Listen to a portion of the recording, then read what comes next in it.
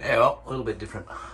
I've got a bit of a mold issue in the bathroom, and so what's happened is that the back there got full of leaves and the gutter ran down, a bit of water came in, and so it's caused a bit of mold, which I've managed to kill pretty much all of it. It's got a little bit left, but then it sort of damaged the ceiling.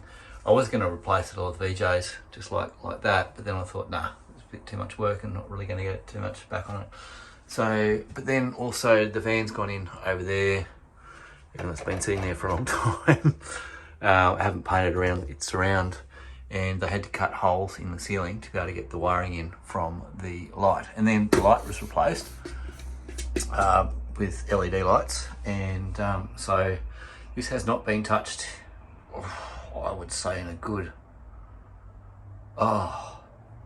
13 years, except for the light. I replaced the lights during COVID because you're living basically home 24/7. The rest of the ceiling doesn't look bad. I replaced that light as well, and there's a couple of little dents and those sorts of things from the gyprock. So I might just tidy up this as well, given that I'm here, and I might look at putting some form of cornicing there. Anyway, that's a start, and let's see how we go. So this is the kit that I'm using. Just went down to Bunnings, grabbed a couple of brushes, a couple of drop sheets, masking, little tiny roller, another drop sheet, some sanding pads for the sander, just a little bottle of sealing white, spackler, stuff's awesome, and a roller tray and a box. So anyway, Rowby 1 stuff, pretty easy to use.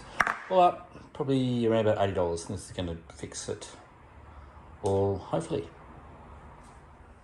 So I just thought it'd be easier to take that rack out, and obviously it's got, in the picture, it's got sort of spidey webs and all sorts of nasty critters behind it. So just masked up there, put mask around the,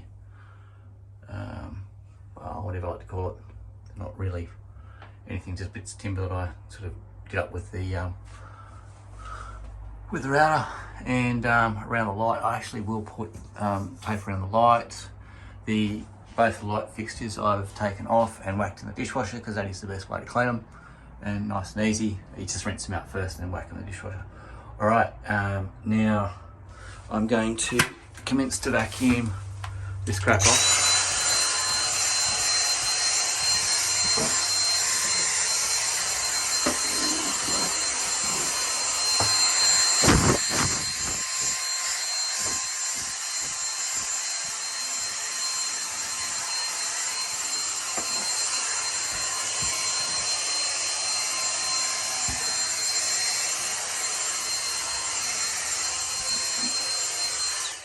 Doesn't need to be all that much, you just want to get rid of the crap, so it doesn't get all caught in the cobwebs.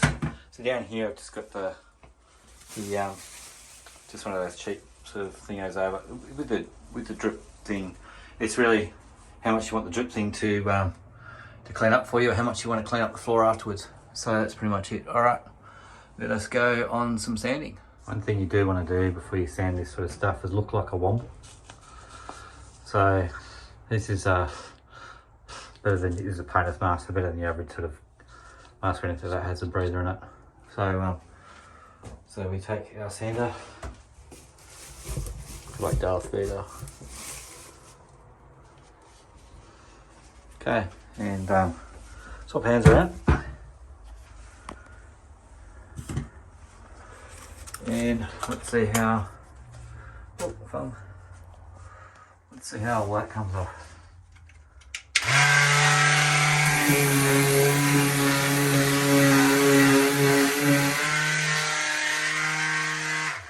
Not very well, because, yes, as I was saying, not very well because I didn't have the sandpaper on it. But anyway, let's see how we go.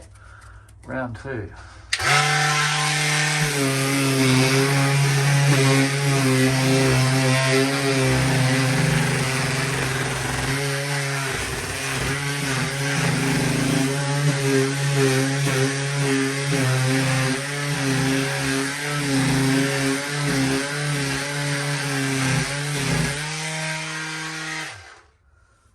the idea. I'm getting dust all over the lens, so let's do that, and I'll come back to that.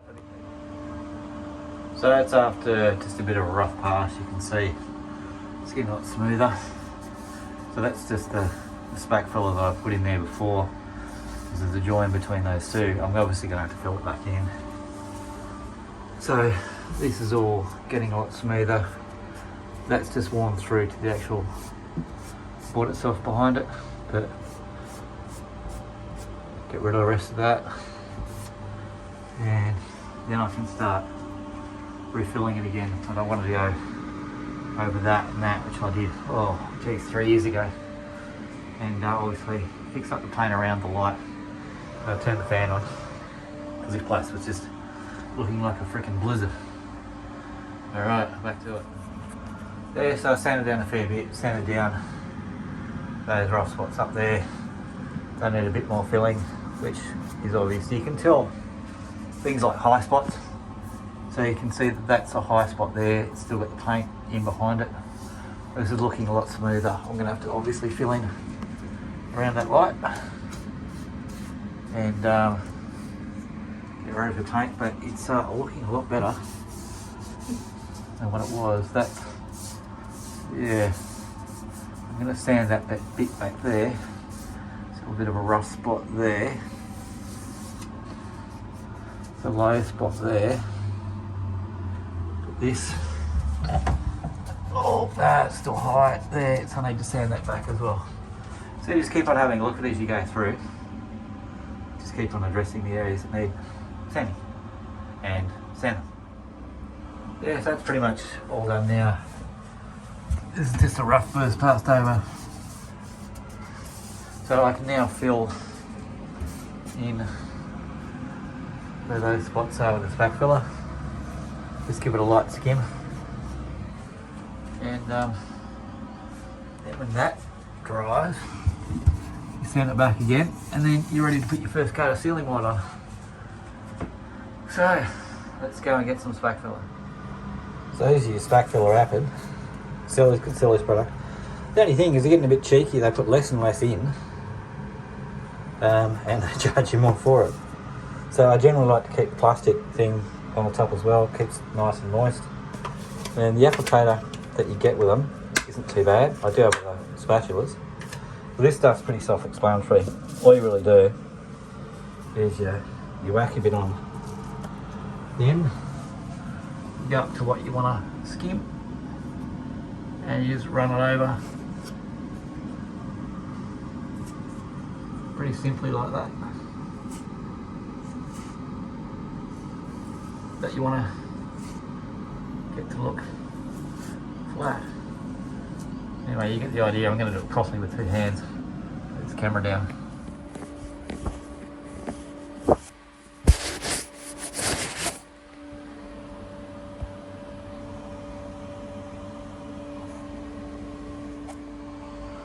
So yeah, I just put the spack filler up, just whacked a flap on, because I just wanted to get a skim over it. Then I can sand that back and see how we go. Might have to do one more, but fill in most of the stuff around the lights. Yeah, I know it doesn't look pretty, but this stuff, didn't like all the powder rolling out. Even though I vacuumed it before I put it on, it just dried out so quickly. And then sort of caked on a bit, but anyway, it'll come out with a good sand, or I can just cut this part out so you don't see it. Anyway, need to wait for it to dry now. Oh, the other thing is, you end up looking like a freaking snowman after you do it. There's nothing worse than working on stuff that's above your head, especially like this. Well, it's all dried. So all that spackle around there is dried. Didn't put it on very flat, but I was just slapping it on. One thing I did notice was that here shows up the tape marks a bit, but I'm going to sand the whole thing back with the orbital this time. And that's that little guy. Yeah, just that little guy there. And then we'll see how it looks after that. Okay, starting up here again. It's pretty flat now. That's all pretty much sanded out. Need to vacuum over in that corner. But these all flattened out all around the light. That's pretty smooth. So what I might do now is prep it up for a first coat of sealing white. Then after you put the first coat on, let it dry, you can see where it needs to be sanded. So let's go and do that. Yeah, I pulled that window that was out there. I'm gonna just flatten it up like that when I do that, because that window you can't shut. So those louvers are totally stuck, so I'm just gonna pull them out, get a bit of fibro like that one, put it on the other side so it'll match up. Yeah, it should be weathable on the outside. I don't think I'm really going to worry about that too much. Anyway, so all of this is right to go. I taped up around the light. Not really going to see too much around there. Anyway, let's get that first coat on. So I'm just going to use a little roller and the cutting in brush plus the sealing white. I generally use an old spoon, spoon to open up the paint. Then you just pour a little bit in there. Then you roll it around. Then you cut in and you roll it some more. Anyway, so this is a textured finish, so that's why I got that sort of roller. And turn the light off because you don't want to be blinded. You want a bit of light coming across to see where your highs and lows are. So you can start seeing in there. Did I not sand that? No. I didn't sand that. I missed a bit. So you can just see exactly where you've missed. I'll just sand that bit and we should be sweet. So it's not going to be the easiest thing to do. And here you don't want to load up the roller too much to get it wet. It's the first time this roller's been used. It's not going to have any moisture in it at all. You probably want to get a little bit of rolling. It's got to keep on rolling. If it gets stuck, that's when it's got too much paint on it. Anyway, let's see how we start. Just a bit out from the ceiling. And not too bad. And roll it around that way, but it's that ceiling is just literally sucking living crap out of all paints in this roll, which isn't a bad thing.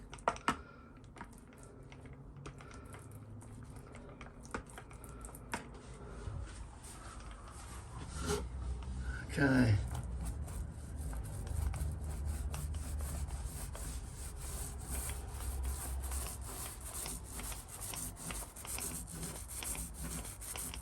Anyway, you get the idea. This is pretty hard to do with one hand. So I will do some more of this and finish the first coat. And it's not getting a lot of coverage, but anyway, finish that first coat and see how we go. Oh, that's the first coat gone on. It's sort of wet. That's playing some funny buggers up there. I think that's got a skim on it. And because that's the first coat, it's not really taking. It's sort of a primer slash window. Sealing white. Those have gone all right. It looks a lot worse when you look at it in natural light. Well, not through the camera. You look through the camera, it looks much worse on the camera. You can hardly see any of that. Yeah, it's weird. You know, it looks a lot darker. It's actually covered a lot better. The video is making it look a lot worse than what it actually is. But anyway, so that's where there wasn't anything before, and that sort of covered quite nicely. But here, you can really see it through the camera. You can't really see it through the naked eye. You can really see it through the camera what where the imperfections are. Anyway, that's just the first coat. I might leave it for about half an hour and then whack another coat on it. Then let's see how we go then. Yeah, well, I'll put 2 coats on this now, sort of 2 and a bit, and looking through the video now, you can see that it's a bit wider there than there. I can't see that with the naked eye. Well, you just can make it out with the naked eye. What I've been doing is I've been putting extra paint over where the patches are there, which you can hardly see, and that one, which really you can't make out well at all. Now I've got the fan on. Turn the fan off, so I don't have noise. So that's why it doesn't look even, but it looks very even when you. Oh no, there's a bit of streaking. So it's only a couple of coats, and then back here, yeah, you can. Yeah, so I can look through things through the camera now to see where it's uneven, because you really can't see that from the naked eye, but from the camera, you can see a little tiny bit there, but nowhere near as bad as that. Doesn't look like that. And so this is a lot more even, but it just doesn't look like it through the video. That's weird. Anyway, 1,000 times better to what it was. But I'm gonna just wait for this to dry again. I went down and did a bit of work on the car.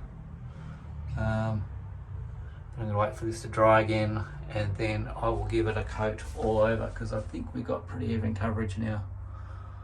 And that's also all that mold's gone.